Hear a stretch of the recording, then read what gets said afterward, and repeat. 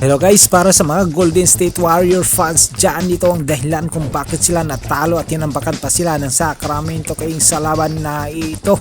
Dahil dito sa first quarter pa lang, ipakita natin sa inyo sa clips na ito ay magandang opensa na ang ginawa dito ng Sacramento Kings. Nakapag-offensive rebound sila at dito na nakapuntos. Dito naman sa Golden State Warriors ay wala silang magandang opensa. Nasablay doon doon si Jackson Davis.